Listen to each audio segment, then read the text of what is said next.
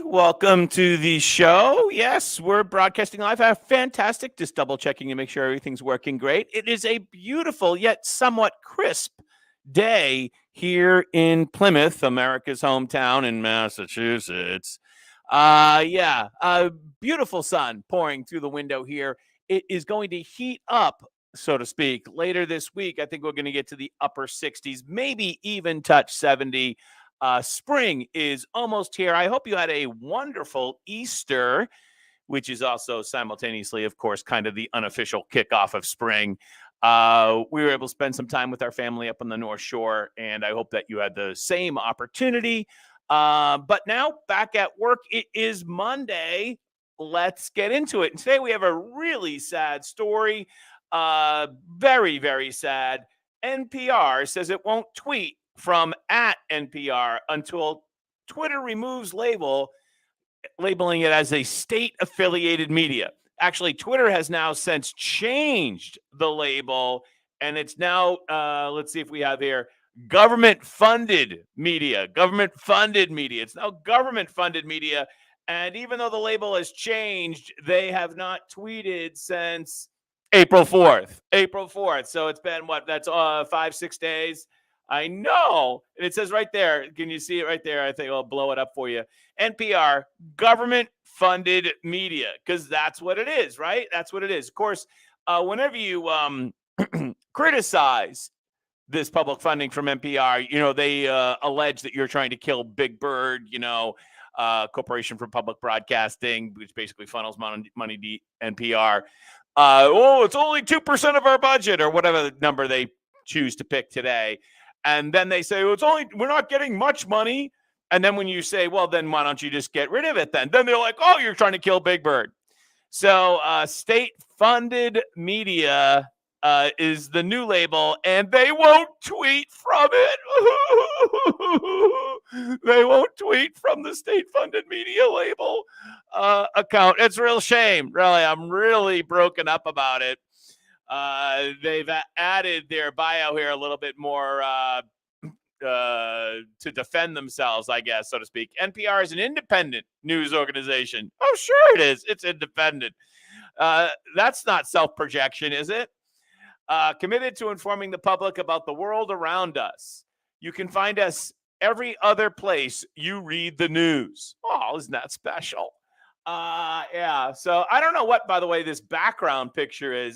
This red-blue background, always free and independent. Yeah. No, it's not. It's government dependent. It's not independent. It's government dependent.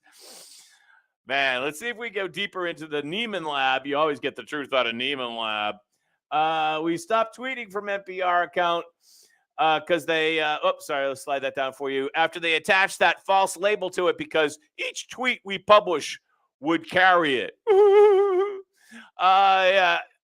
Still haven't tweeted from the main account. Apparently, they might have some other accounts. Maybe they're tweeting from from those other accounts, but they won't do it from their main account, which has almost 9 million followers.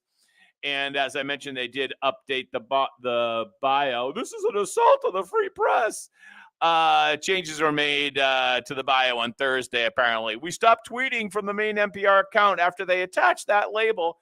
We have paused tweeting from the account until we hear back from Twitter on this. We've continued tweeting from other accounts. So, didn't we have, was it CBS News? Is that who it was recently that said they wouldn't tweet? And then, 2 days later, they changed their mind. Abstaining from Twitter is less of a hardship than Twitter owner might think. Twitter doesn't drive much traffic for most news publishers. Oh, really? Even though it's a platform for many journalists. And that's before the state-affiliated label downranks your content. By the way, I did hear, if I wasn't correct, that over the weekend, Twitter has stopped its kind of petty border dispute with Substack, and they are now carrying Substack links. And apparently the border skirmish between Twitter and Substack, I think, is over. I don't want to be a definitive answer on that, but I did see a couple of tweets relative to that. Then we should fix it. Musk wrote in the email. And of course, he did fix it to being state government funded media. And then they go into a big discussion about how they only get certain small percentages from the government. Okay, sure, Neiman. Sure. We believe that. Talking about media, there's a huge story. There is a huge story about media and influencers coming out of the Biden administration over the weekend. And I just want to say, being agnostic to the politics of the situation, this is a very smart move that would have been made by any administration. You might remember when Trump had the people, the influencers come to the White House. Remember that? The memesters and everything. That was a step, I think, in a long progression to move to a more inclusive media environment. In other words, it's an acknowledgement that the White House press corps is way past its prime as a method of distributing news to the great unwashed, to us, right? Have we not seen time after time, especially the White House press corps, just be absolutely, it's ridiculous. And now the Biden administration, again, trying to be agnostic to politics here, has moved and is moving to court influencers directly, even to the point. Oh, sorry, trying to run a business here. Let me go get that. No, too far out of the way.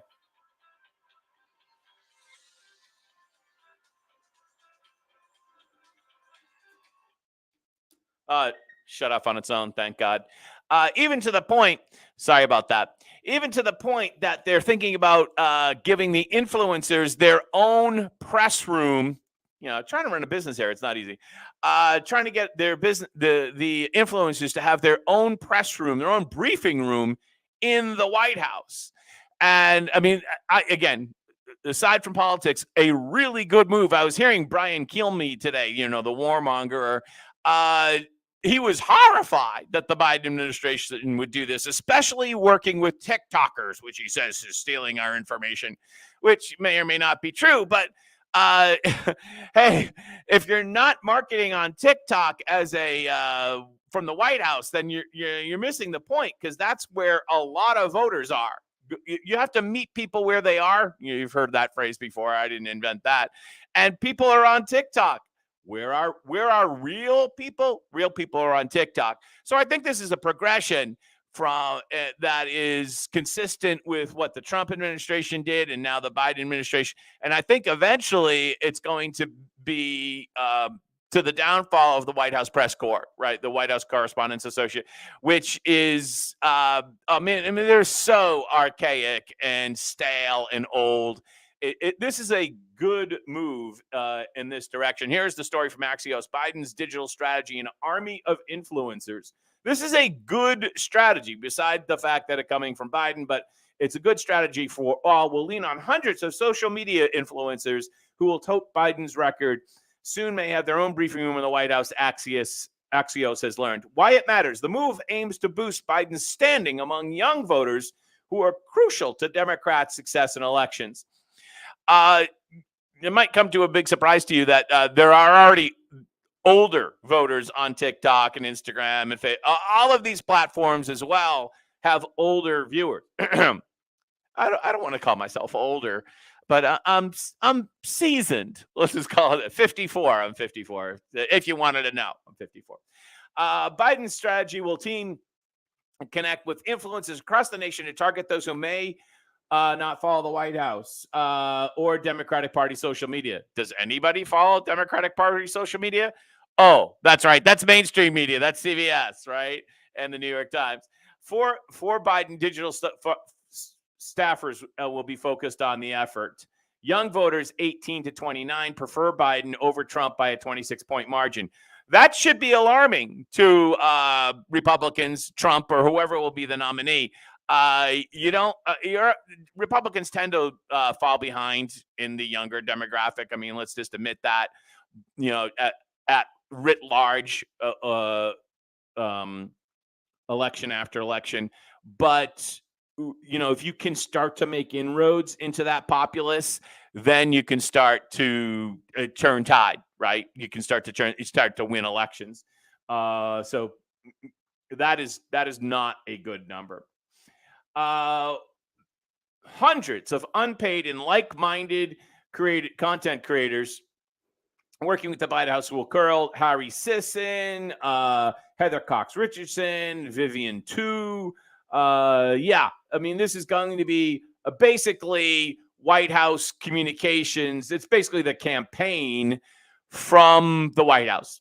That's they're going to use your dollars to campaign for Biden. Biden, I should put in quotes. Yeah, so that way he can stay in the basement and not campaign as much, which he doesn't want to do anyways. Biden's followings on social media don't compare with Trump's, especially on YouTube and Facebook. I don't know about you. I know there's a lot of people down on Facebook, but at least where I live here, people that are, say, 30 to 60, they are on Facebook. That's where to be if you want to hit that 30 to 60 audience, I believe. Biden's strategy is aimed at more platforms for younger voters like Instagram and TikTok. Right, here's the tick. Administration is courting support for TikTok, even as it has called for the platform to be sold or else risk being banned from the U.S.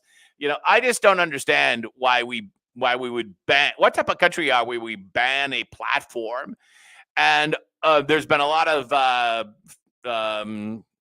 response to the ban TikTok platform because the ban TikTok bill, the piece of legislation, is actually just a power grab for the government to ban anything really that it doesn't like. So it's getting a lot of pushback. Pushback is the phrase relative to the whole ban the TikTok thing, because it's not ban the TikTok, it's ban pretty much anything the government doesn't like. All right, so let's go to our humorous section for today, and that is, what is that? Some type of ad on Outkick. Men, and how awful you have been. Let's hear. I'm a businesswoman. I had a really clear job to do when I took over Bud Light, and it was. Let's hear from the brand manager who's managing Bud Light, and this is her justification for the Dylan Mulvaney endorsement or brand deal. Here it goes. It's just priceless. I'm a businesswoman. I had a really clear job to do when I took over Bud Light, and it was, this brand is in decline. It's been in decline for a really long time. And if we do not attract. Really? Because I was pretty sure that Bud Light was the number one beer in of all beers, right? Now, I don't drink anymore. I haven't had anything for 2.5 years. I just kind of grew out of it more than anything else. But I was pretty sure Bud Light was the number one beer. Now, beer as a category, I'm also believe is also down as a category overall. So there's that. But I don't think that Bud Light is of the most suffering ones. I don't have the statistics on that, but I'm pretty sure Bud Light is the number one. By the way, Bud Light stinks. And I mean, I've certainly had Bud Light before, but I was a Bud guy, regular Bud, not Bud Light. In a pinch, I'd have a Bud Light, but I would buy Bud, right? Yeah, buy the leaded, as I would call it. Young drinkers to come and drink this brand, there will be no future for Bud Light. So I had this. Oh no future for Bud Light. We have to get young drinkers. It sounds like we have to get. It just sounds like a tobacco executive from years ago. We have to get young smokers. Super clear mandate. It's like we need to evolve and elevate this incredibly iconic brand. And what I brought to that was a belief in, okay, what is and why is it iconic? Because of the advertising. They've had brilliant advertisings, right? Remember I think it was the frogs, right? Bud Light. Evolve and elevate mean? It means inclusivity. It means shifting the tone. It means inclusivity. Everything means inclusivity. It's shifting the tone. Means having a campaign that's truly inclusive and feels lighter and brighter and different and appeals to women and to men. Because before it was dark and mysterious and dangerous. Now it's lighter, brighter, and different. And representation is at sort of the heart of evolution. You've got to see people who reflect you in the work. And we had this hangover. I mean, oh my God. You've got to see people who, this is like straight out of the, this is like some university class. That's exactly what it is. I think she's about to use the word hangover. Hold on a second. I think she's about to use the word hangover. Light had been kind of a brand of fratty, kind of out of touch humor. And it was really important that we had Fratty out of touch humor. She's basically just throwing her entire audience that drinks Bud Light, the people who drink Bud Light right now, under the bus. Another approach. Yeah, she's going to get another approach. All right. I think that I saw my cousin, you know, you're Irish. Everyone's a cousin. Drinking a Bud Light. And I didn't say anything to him because, it just wasn't the appropriate time. But we did talk about it later out in the driveway. And there's going to be some backlash here. There's definitely going to be some backlash here. Clay Travis. Oh, holy shit. Bud Light's head of marketing, who probably doesn't even drink beer, says she had to rescue Bud Light's brand from a frat guy party image by paying chicks with dicks to be more inclusive. There were a lot of directions that they could have went with Bud Light here, but they chose to go in this direction, which is just like absolutely astounding that this is what they chose to do. You wonder. It makes you wonder. Where these people come from, and I think we know where they come from. If we ever pulled that Bud Light brand manager, we pulled her resume, so to speak. She probably went to some leafy liberal college. She probably went to Wellesley or someplace like that.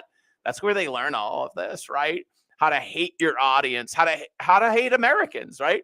The effective message of the Democratic Party and the far left is that we hate you, we hate America, we want to change America to be not what it is now. We don't want, and effectively, they're enemies of capitalism.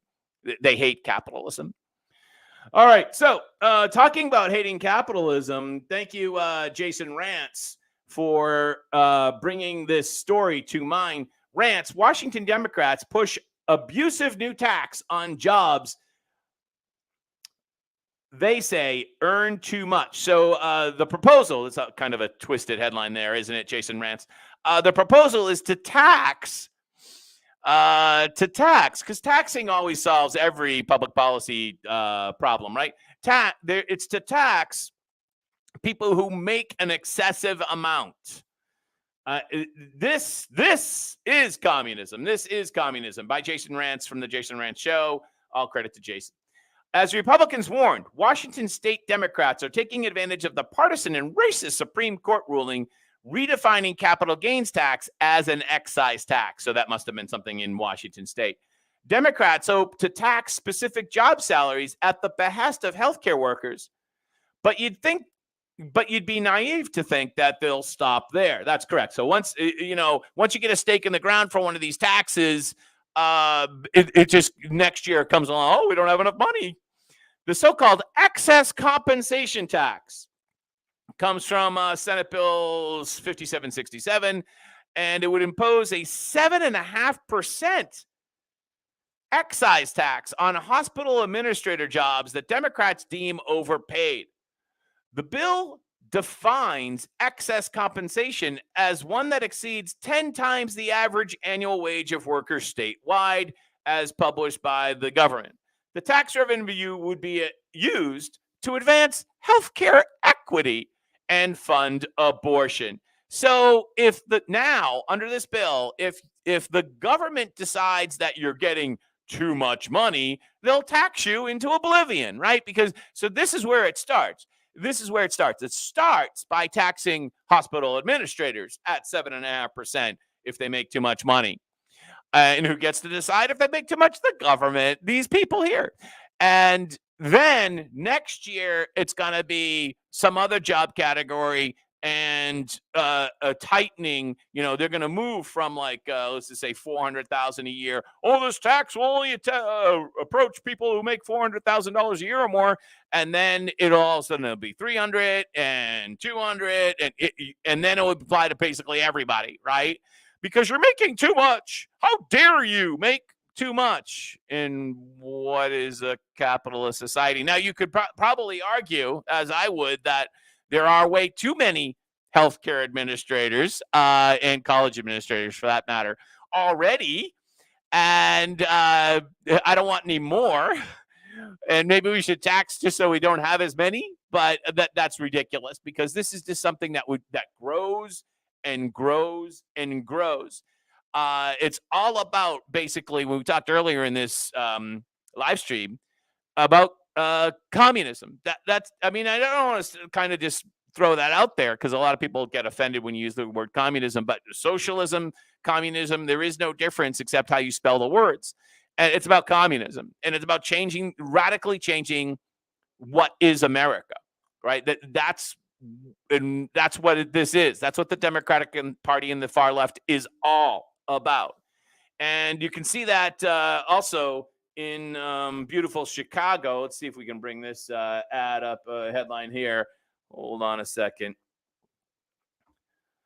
There's a big ad on top of my headline that I wanted to use, but we'll just cut right to it, right to the start. This is from the Wall Street Journal. Chicago Mayor Brandon Johnson is off to a running start. The hyper-progressive, I don't know why, stop using the word progressive, Wall Street Journal, far left, is fulfilling every expectation that he'll drive even more people and businesses out of the Windy City.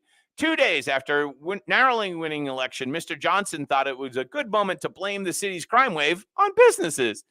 70% of large corporations in the state of Illinois did not pay corporate tax, he told CBS. And that's kind of restraint. How dare they restrain our budget? That has caused the type of disinvestment that has led to poverty and, of course, led to violence. In pool, they call that a triple carom shot. It's a logical non sequitur. From tax payments to budget restraint to poverty shooting someone else in the street, we're sure that the average Chicago gunman is thinking when he shoots someone, companies don't pay enough taxes, so I'm going to rob this 7-Eleven. Yeah, good point, Wall Street Journal. You think the new mayor, who ran as a leftist, would try to reassure employers so that they would stay in Chicago, that he'd not be as crazy as he is sometimes sounded during the campaign. But now that he's won, he apparently feels liberated to sound even crazier. This should not be a surprise. Mr. Johnson is wrong on taxes, by the way. Illinois corporate income tax is the third highest in the nation. Chicago adds steep property taxes that aren't based on business income or profitability. For fiscal 23, Windy City plans to raise some $5.4 billion in property taxes for its budget in the Chicago public schools. Nearly 47% of that will come from non-resident property taxes. Johnson told CBS he won't raise property taxes. Oh, watch this. But only because they aren't progressive enough. He called for property taxes lazy form of governments. Instead, he will have to find revenue from individuals who have the means to actually contribute to a safer city. He might want to look out of state where companies will be moving as they contemplate operating in a city run by a man who blames crime on employers, not criminals. If you keep on making the environment difficult for employers and for wealthy people, they are going to move. And when they move, they take their tax dollars with them. This is a really simple thing. It's elementary relative to the Laffer curve. The more you tax something, at some point, you make less money. You make less money, right? And the less the tax something, more likely you're going to actually, the less you tax it, the more you'll get of it, and chances are you're going to make more money, more tax revenue. So we're finding that out here in beautiful Massachusetts. We're finding that out here in beautiful Massachusetts because last November we passed a millionaire's tax. Yeah, which is a 4% surcharge on top of your 5.25% state tax. If I'm not, I think I have that number right. And you have to pay that effectively if you meet certain income parameters. Basically, if you make over $1 million or whatever the number is, it's called the millionaire's tax. It's kind of stuck because taxing millionaires, those bad millionaires, we need to tax them more so that we can drive them out of the state. So over the weekend, the Boston Globe ran a story. There's asking, and I don't subscribe to the Boston Globe because they constantly call me a racist. So and anybody else that is just like a normal white person, they hate their white readers. So I canceled it like in the summer of 2020. There's a lot of talk about the millionaire's tax and millionaires leaving, but will they? And this whole article is a confirmation that yes, they will leave. A lot of them have left. There's one financial advisor after another being interviewed in this article in the Boston Globe. Yeah, they've left. Not only have they left for financial reasons, but there's like a cultural reason that's definitely going on, which it just exists in blue states, and that's why occasionally I'll say Massachusetts behind enemy lines, just because it seems like every single day the divide between people who create and provide and people who take is just getting larger and larger, and so many of the people interviewed in that Boston Globe article, which we're not going to read because I don't pay for the Globe, are going to Florida. Florida's been a huge winner. If you look at any of these studies about who's moved out of Massachusetts since, say, like 2020, Florida's been a huge winner. There's been a study thrown around that millionaires won't move, and they've been doing the time frame on that since 2011. So since 2011 to 2023, they're saying millionaires won't move. Oh yeah, they're moving now. They're moving now for sure. And they're taking their tax revenue with them. So they won't be paying the 5.25% tax because they won't be here anymore. They won't be here anymore. And they're moving to Florida predominantly. By the way, for me, I've definitely thinking about moving out of Massachusetts for sure. Tennessee is an option. Really love Nashville, love Memphis. But Wyoming seems to be the most appealing for me in terms of just natural beauty. Wyoming seems to be the absolute polar opposite of Massachusetts, and for which there's a great appeal there. I've been to Wyoming twice, and it's just beautiful. Florida, I'm not a big fan of the massively excessive heat, and Florida to me is not visually appealing. Let's just put it that way. Yeah, and I don't play golf, so I have no interest in that. Wyoming is cold, that's for sure, and windy, but it seems to me that the cost of living in Wyoming is such that it's totally feasible that you could spend, say, like 2 months someplace else and be fine with it, right? I'm okay with a little bit of winter. It's just that it never ends here. Even today, where it looks beautiful outside, it's still only like 50 with the breeze, especially, the ocean is right there. So we get quite a bit of sea breeze. All right. So thank you so much for joining us today from beautiful Plymouth, America's hometown in Massachusetts. I'm John F. Gately. Thanks for watching.